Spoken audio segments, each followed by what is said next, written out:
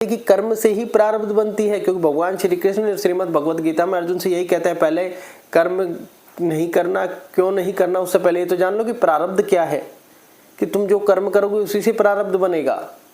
ये बात आप ध्यान रखें। तो कर्म से तो भटकना नहीं है, लेकिन सिर्फ कर्म को ही पकड़े रखें कि कर्म मेरे हाथ में, इसी को पकड़ रहा हूं। बाकी चीजों को पकड़ने से आप अपनी मानसिक अशांति खुद लाने वाले हैं।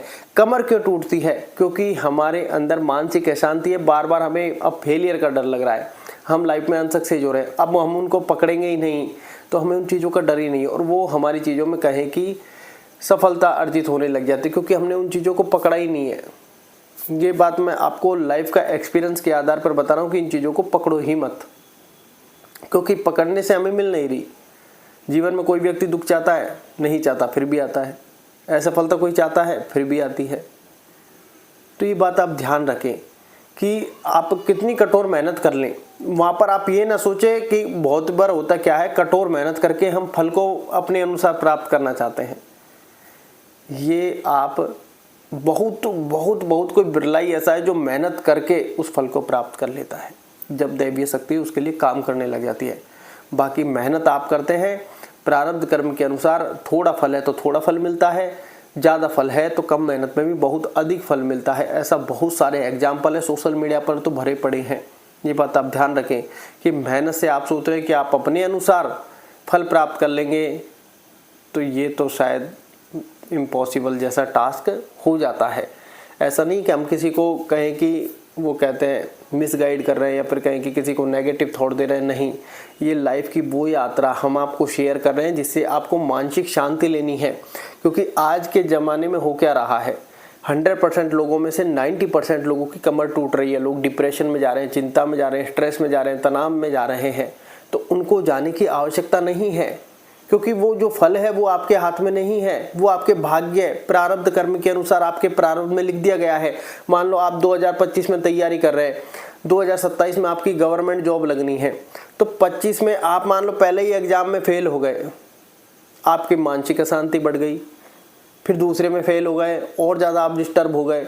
तीसरे में कि यार ये सरकारी नौकरी लगनी नहीं है, छोड़ो इसको, और फिर भी आपने एक स्टेप और ले लिया। चौथे में चलो 26 तक पहुंच गए, 2026 तक चौथा भी ले लिया, अब कमर टूट गई, अब पढ़ा भी नहीं जाए, अब घूम रहे हैं। 27 में ले यार वैसे ही जितनी तैयारी उतने में ही एग्जाम दे देते हैं, लग गई। तब व्यक्ति को एहसास होता है कि यार ये क्या था, ये था समय, कि तुम्हारे प्रारब्ध कर्म में पहले दुख चल रहा था, तुम्हें वहां पर धैर्य रखना था और मानसिक शांति रखनी थी। कमर टूटने की आवश्यकता ही नहीं है। भगवान श्रीमद् भागवत गीता में भगवान श्री कृष्ण अर्जुन से यही कहते हैं कि तुम्हें ना सुख की चिंता होनी चाहिए, ना दुख की चिंता होनी चाहिए, तुम्हारे लिए तो सभी परिस्थिति समान होनी चाहिए। भाई आज तुम मेहनत कर रहे हो, ठीक है, मैंने मेहनत की, फल नहीं मिला, ठीक है, क्योंकि उस समय में फल था ही नहीं, तो मुझे परेशान नहीं होना। भाई मैं कर्म कर रहा हूँ, मेरे हाथ में क्या था, कर्म जो मैं कर रहा हूँ, फिर मैं असंतुष्ट क्यों? मेरे भाग्य, वो कहते हैं ना, हाथ से तो कोई छीन सकता, भाग्य से नहीं छीन सकता। अगर आपको ये वीडियो अच्छी लगे तो मैं इसके ऊपर आपको और अपनी लाइफ की जर्नी शेयर कर सकता हूँ, अगर आप चाहें तो।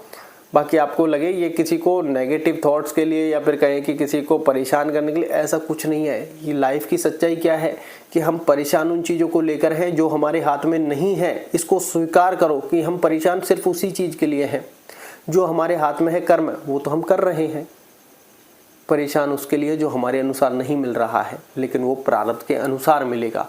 क्योंकि प्रारब्ध में अगर दुख है तो आपकी अच्छी से अच्छी मेहनत भी फेल हो जाएगी, और अगर प्रारब्ध में सुख है तो कम मेहनत में भी बहुत अधिक लाभ हो जाता है। इसलिए अपने मानसिक संतुलन को बनाए रखें, मेडिटेशन ध्यान करें, भगवान का नाम जप करें, क्योंकि भगवान के नाम जप में लोगों ने असीम शक्ति देखी है।